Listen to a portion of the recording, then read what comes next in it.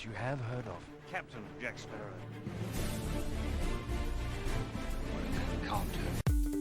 Hello, this is Boss Mhaky and welcome to my channel.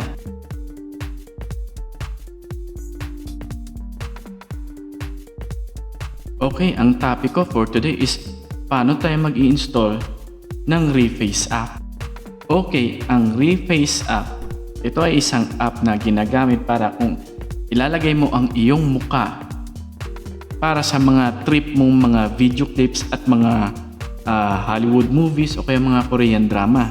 Kung ikaw ba'y gusto mo lang, wala kang magawa, parang TikTok lang ang dating nito or iba pang mga nakakatuwang apps.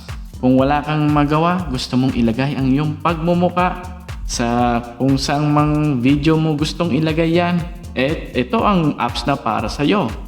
Okay, sundin lamang ang nasa screen kung paano mag-install ng Reface app.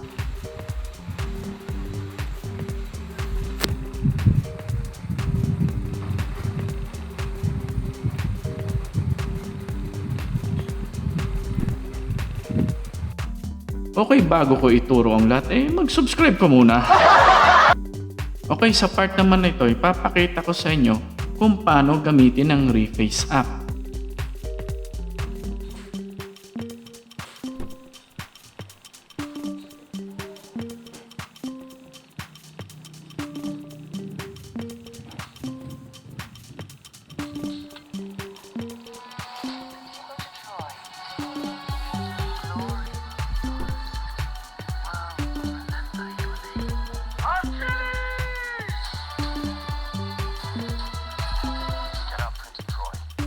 Okay guys, napapaisip ka ba kung ikaw ba'y mag-install ng Reface app o baka sayang lang ang iyong time mag-install ng Reface app?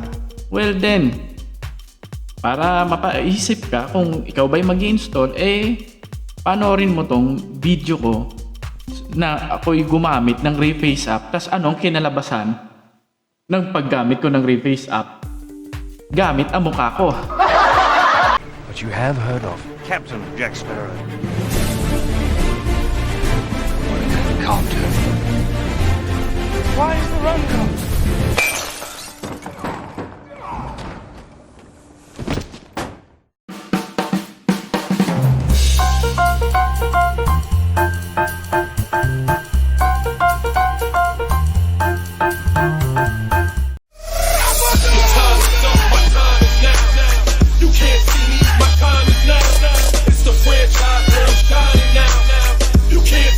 Will you fly like a tree in the sky? Take it again.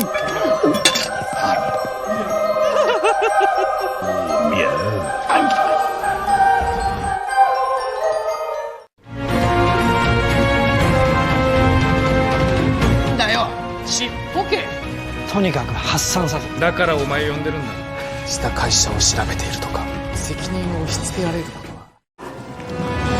If you go to Troy, glory will be yours. The world will remember your name.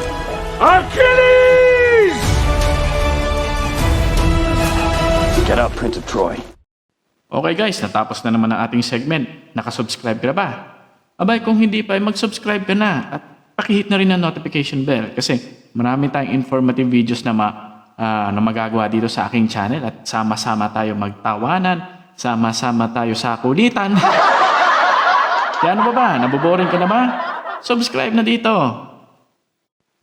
Once again, this is Boss Mhaky at salamat sa panonood sa aking Boss Mhaky TV channel at kita-kits tayo sa susunod ko ulit na vlog, okay?